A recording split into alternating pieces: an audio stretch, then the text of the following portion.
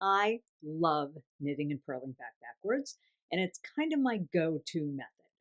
But I was asked specifically, what are the advantages of purling backwards when working stranded colorwork flat?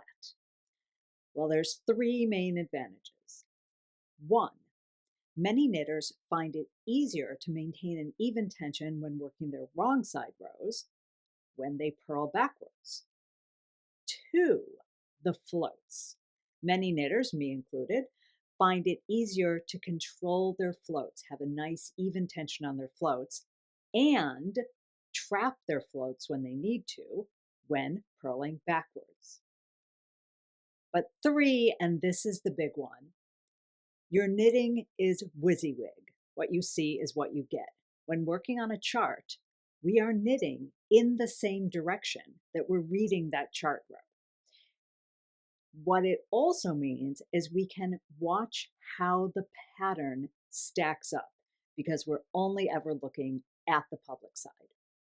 All right, now this video might not necessarily teach you how to purl backwards. I do have a little mini 1 hour class for that, but I am going to demo it. So let's take a look. First, I just want to look at it on a plain piece of knitting. And when we turn our work, we are purling by putting our needle into the hole, into the leading leg.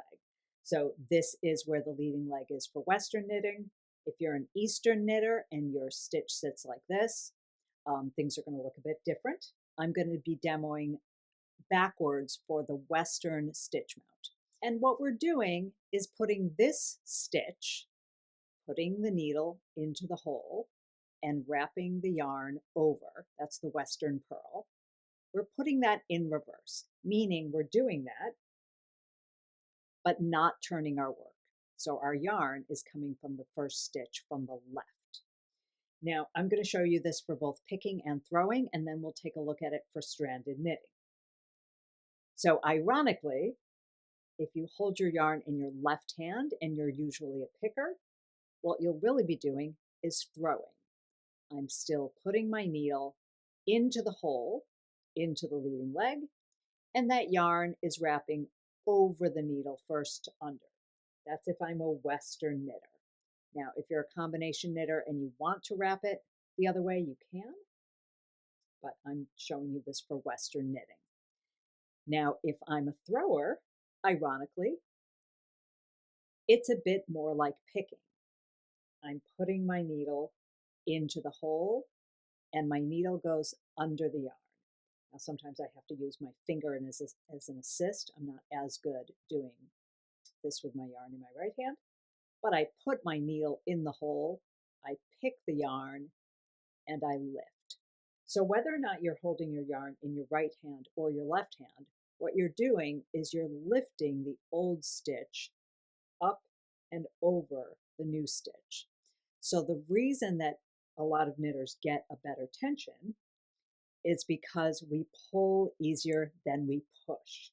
And when we're working the stitch backwards, because we're sort of pulling against the yarn in order to lift the new stitch up and over, we can get a nice even tension. And of course, it works like a typewriter. You never turn your work.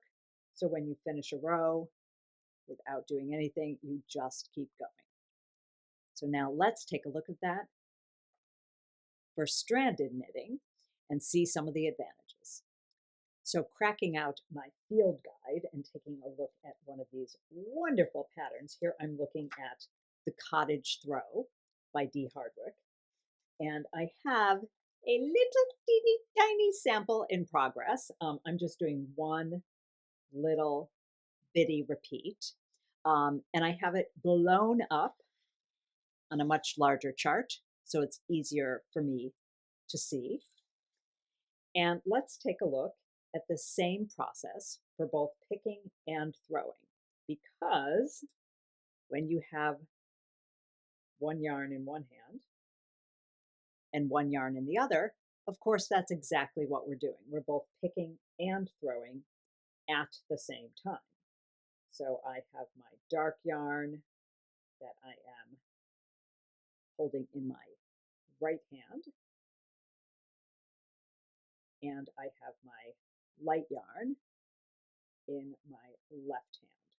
Now this row that I'm on only has a few stitches of each color.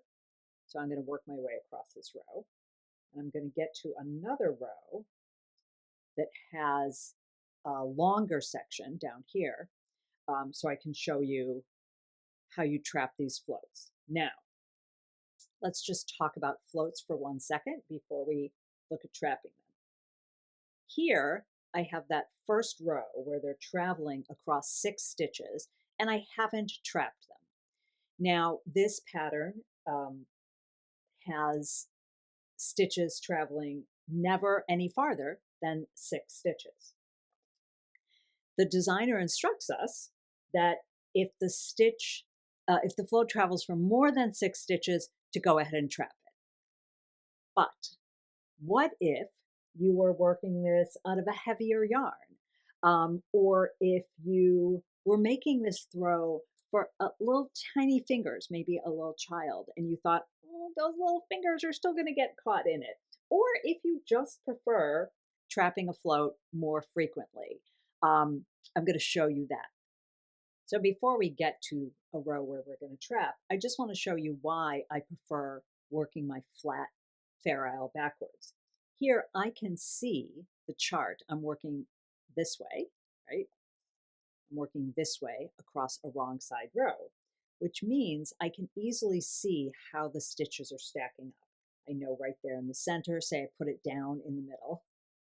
Well, if I put this down in the middle of a row, I can't necessarily easily see where I am or if I'm on the right track. But here I can see, oh, that dark stitch is going to go right on top of a dark stitch. Light stitch is going to go 1 over light, 1 over dark, and then I have dark over light. So I can always tell if I'm on the right track. So here I can see from my chart, it's a dark stitch right on top of a light stitch. And then I have a light stitch stacked right on top of a dark stitch. And I have a light over a light. And there I have my dark. And there I have my light. So again, this isn't necessarily meant to teach a 1-hour class on purling backwards, but to show you the use. So I'm going to work my way across this row. I'm going to work my way back across a couple other rows until I get back down here, and let's take a look at trapping floats. So I'm back at the middle, the beginning of the motif, and I have 3 stitches of one color at the edges, but then I'm going to go 5, 5, 5. So let's take a look at trapping floats. Let's again say I was working a different pattern, chunkier yarn, or tiny fingers, and I'm going to trap the color every 2 stitches. So instead of working 5 of the light color, I'm going to work 5 of the light color, and then I'm going to trap the dark color so it comes along with. So when I trap a yarn in my right hand, this is how I like to remember it. It goes, the right is the same direction. So same direction, opposite direction.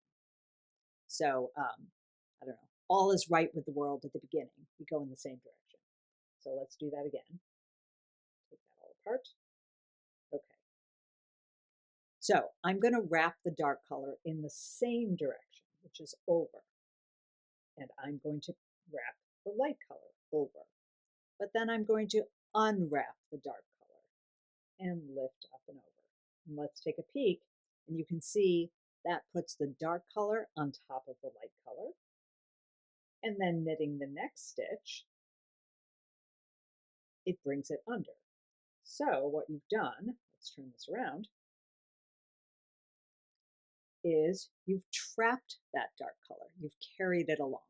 So now instead of, there we go, instead of the dark color coming all the way from stitch number 3, it's right there waiting for us.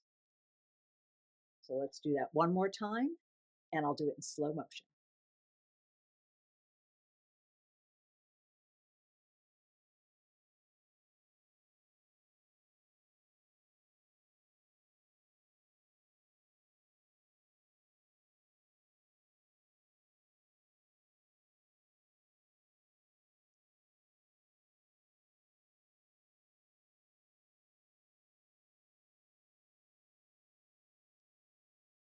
Now we're going to work 5 of the dark color, and we'll trap the light color after the second stitch. So there's 1 and 2. Okay, now when I'm trapping the yarn from my left hand, I think opposite. So right starts the same, all is right with the world, left starts opposite. So instead of wrapping in the same direction, the light color is going to wrap under, the dark color wraps over, and then the light color unwraps. So now, as you can see, the light color is over, and by knitting the next stitch, I have trapped that. So again, instead of the light color coming all the way from over here, it's right there ready to go. Let's take another look at that in slow motion.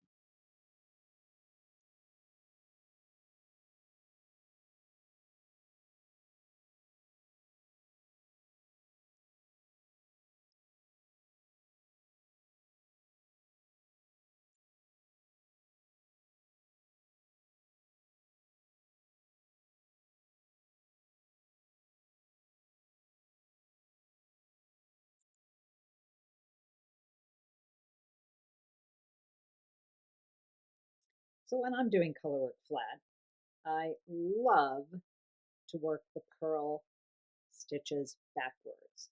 And for me, the primary reason is not only the ease of trapping floats, that's a great secondary reason for me. But my biggest thing is that it's much harder to make mistakes when you're watching the colors stack up. In fact, when I was demoing trapping a float slow motion, I noticed, oh wait, I knit one too many stitches of the light color. But there you have it, and I'll turn around and you can see, pull it down to the cable. Here's those longer floats not trapped, and there's the longer floats trapped. So if you want to give it a try, I do have a 1-hour class on purling backwards for both picking and throwing, and then cast on some color work and see what you think.